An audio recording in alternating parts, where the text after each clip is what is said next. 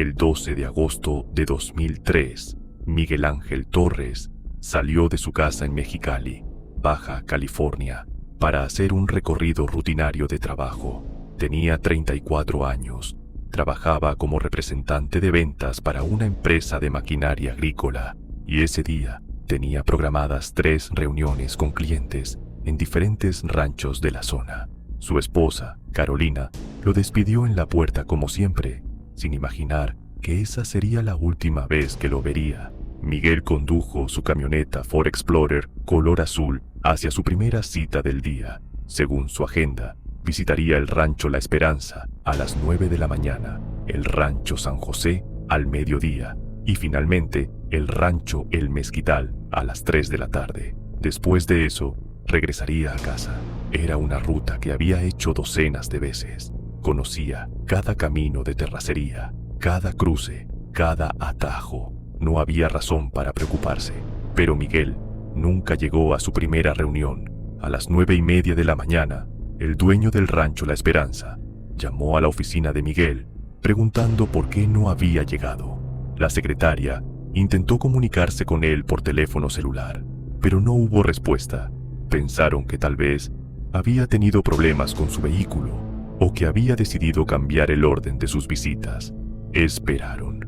Para las 6 de la tarde, cuando Miguel tampoco había regresado a casa, ni contestaba llamadas, Carolina comenzó a alarmarse. Llamó a la oficina, preguntó a los clientes, contactó a amigos. Nadie lo había visto en todo el día. A las 8 de la noche, con el sol ya puesto y su esposo aún sin aparecer, Carolina llamó a la policía municipal de Mexicali para reportar su desaparición. La búsqueda comenzó esa misma noche. Patrullas recorrieron la ruta que Miguel supuestamente había tomado. Revisaron hospitales, preguntaron en gasolineras, interrogaron a los dueños de los ranchos que Miguel iba a visitar.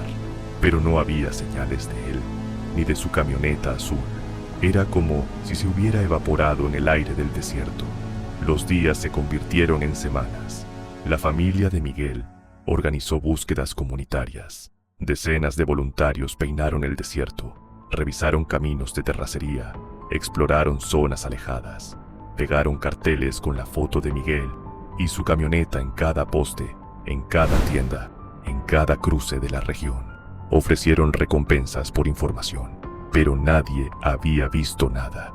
El detective Ramón Gutiérrez fue asignado al caso. Con 30 años de experiencia en la policía de Mexicali, Gutiérrez había trabajado en docenas de casos de personas desaparecidas en la zona. Sabía que el desierto de Baja California era implacable. Sabía que cada año varias personas desaparecían en caminos remotos, víctimas de accidentes, deshidratación o en algunos casos, crímenes violentos. Pero también sabía que usualmente, tarde o temprano, encontraban algún rastro. Gutiérrez investigó la vida de Miguel en busca de pistas. Revisó sus cuentas bancarias.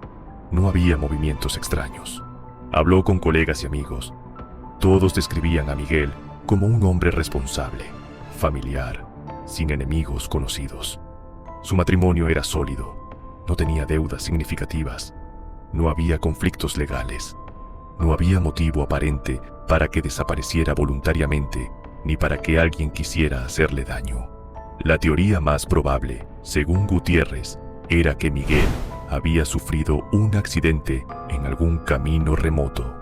Tal vez se salió del camino, tal vez su vehículo volcó en una zona difícil de ver desde la carretera. El desierto de Mexicali tenía cientos de caminos de terracería, barrancos profundos, zonas con vegetación densa. Era posible que la camioneta estuviera ahí, oculta por el paisaje, esperando ser descubierta. Pero los meses pasaron y no encontraron nada. En el 2004, un año después de la desaparición, la policía redujo sus esfuerzos de búsqueda activa. El caso de Miguel Torres fue clasificado como persona desaparecida sin pistas activas. Gutiérrez se jubiló en 2007, llevándose consigo el recuerdo del caso que nunca pudo resolver. Carolina y sus 2 hijos, que tenían 7 y 10 años cuando Miguel desapareció, intentaron seguir adelante con sus vidas. nunca dejaron de preguntarse qué había pasado, pero con el tiempo, la esperanza de encontrar respuestas se fue desvaneciendo. La oficina donde Miguel trabajaba cerró en 2009. Los carteles con su foto se borraron por el sol y fueron arrancados por el viento. El caso de Miguel Torres se convirtió en una más de las miles de desapariciones sin resolver en México. Si deseas descubrir más casos donde la naturaleza misma reveló verdades que habían estado ocultas durante años, suscríbete al canal. Cada semana analizamos investigaciones que encontraron respuestas en los lugares menos esperados.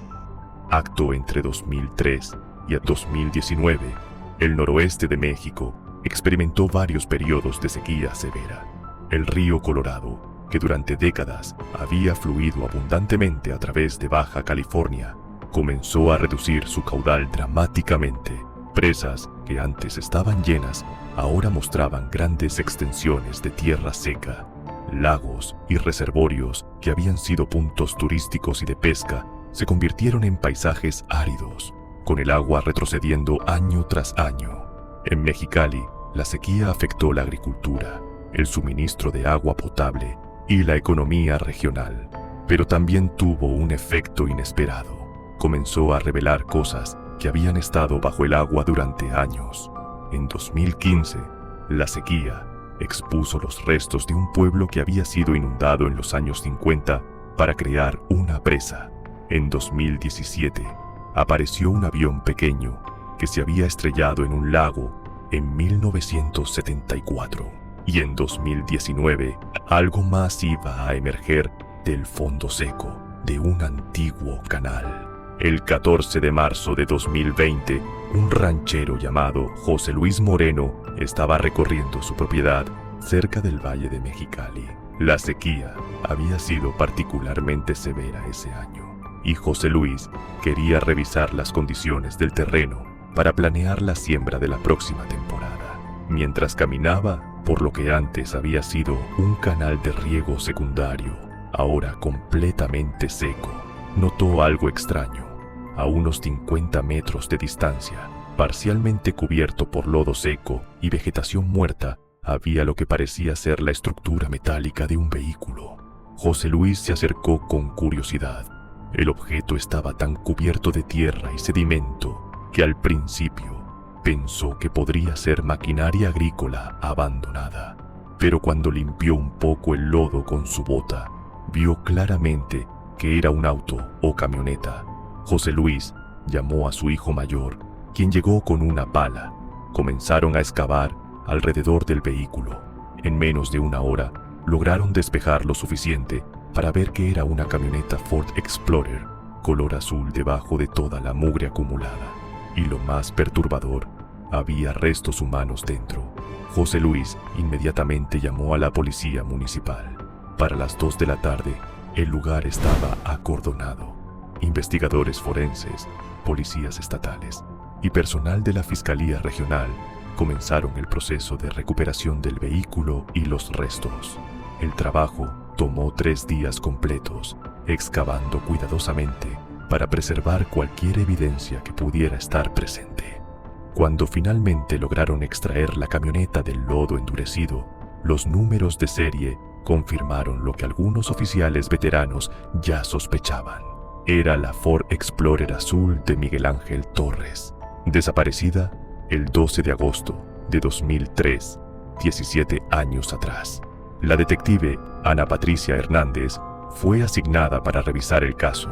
Hernández, de 38 años, había estudiado criminología en la universidad y se había especializado en casos fríos durante su entrenamiento.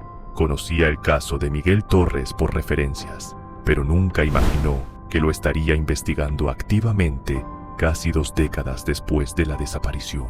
Los restos fueron enviados a la Ciudad de México para análisis forense completo. La identificación a través de registros dentales confirmó que los restos eran de Miguel Ángel Torres, pero la pregunta crítica permanecía: ¿cómo había terminado su vehículo en el fondo de un canal de riego y cómo nadie lo había encontrado durante 17 años? Hernández comenzó a investigar el historial del canal donde se encontró el vehículo. descubrió que en 2003 ese canal específico era parte de un sistema de riego que se utilizaba estacionalmente. Durante los meses de verano, cuando la agricultura requería más agua, el canal se llenaba hasta una profundidad de 3 metros. Durante el invierno, se reducía o secaba parcialmente, pero en agosto de 2003, el mes de la desaparición de Miguel, el canal estaba en plena capacidad, lleno de agua turbia por el sedimento que arrastraba.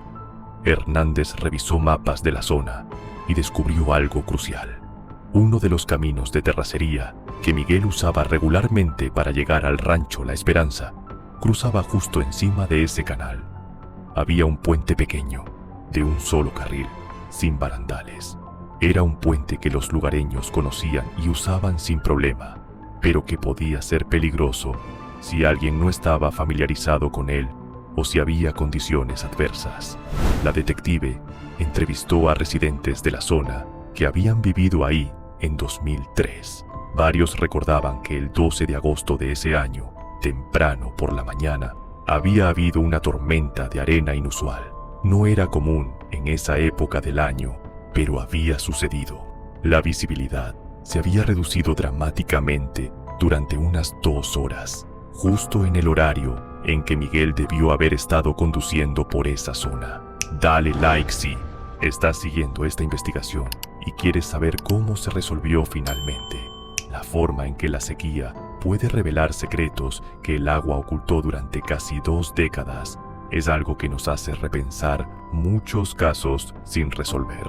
Hernández revisó los registros meteorológicos de 2003 y confirmó: entre las 7:30 y las 9:30 de la mañana del 12 de agosto, hubo reportes de una tormenta de arena en el Valle de Mexicali, con visibilidad reducida a menos de 50 metros. Ese era exactamente el horario y la zona donde Miguel debió haber estado conduciendo hacia su primera reunión. Con esta información, Hernández construyó una teoría. Miguel conducía por el camino de terracería hacia el rancho La Esperanza, cuando la tormenta de arena lo sorprendió. La visibilidad era casi nula. Al acercarse al puente que cruzaba el canal, probablemente no vio las marcas del camino con claridad. Su camioneta se desvió ligeramente y cayó del puente hacia el canal, que en ese momento estaba lleno de agua. El impacto con el agua a esa velocidad probablemente dejó a Miguel inconsciente o severamente herido.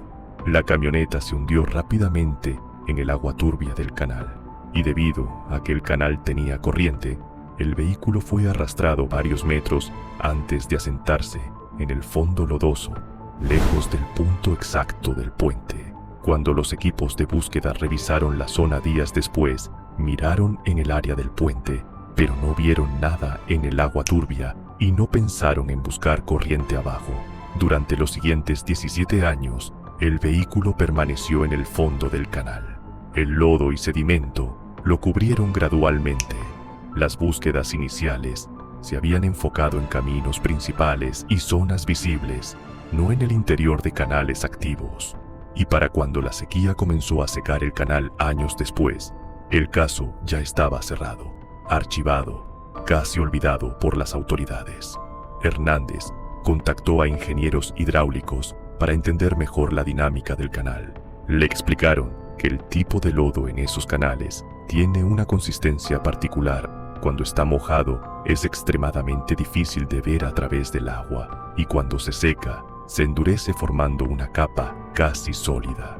El vehículo había quedado sellado en una especie de cápsula de lodo durante años, lo que explicaba por qué los restos estaban relativamente preservados a pesar del tiempo transcurrido. El 28 de mayo de 2020, la detective Hernández visitó a Carolina Torres en su casa. Carolina, que ahora tenía 53 años, abrió la puerta con una mezcla de esperanza y temor. Había recibido la llamada de que la policía tenía información importante sobre el caso de Miguel, pero después de 17 años de silencio, no sabía qué esperar. Hernández le explicó todo: cómo se había encontrado el vehículo, la teoría del accidente durante la tormenta de arena, los análisis forenses que confirmaban que Miguel había muerto en el impacto o poco después, probablemente sin sufrir. Le mostró mapas, fotos del lugar, reportes meteorológicos de 2003. Le explicó cómo la sequía había expuesto el canal seco, revelando algo que había estado oculto bajo el agua y el lodo durante casi 2 décadas. Carolina lloró. No eran lágrimas solo de tristeza, sino también de alivio. Durante 17 años, ella y sus hijos habían vivido sin saber qué había pasado. Habían considerado toda posibilidad: secuestro, fuga voluntaria, asesinato, amnesia. La incertidumbre había sido torturante. Ahora, finalmente, tenían respuestas. Miguel no los había abandonado. No había sido víctima de un crimen violento. Había sido un accidente trágico, una combinación de mala suerte, condiciones climáticas adversas y un camino peligroso sin barandales. Los hijos de Miguel, que ahora tenían 24 y 27 años, también obtuvieron el cierre que necesitaban. Habían crecido sin su padre, con 1000 preguntas sin respuesta.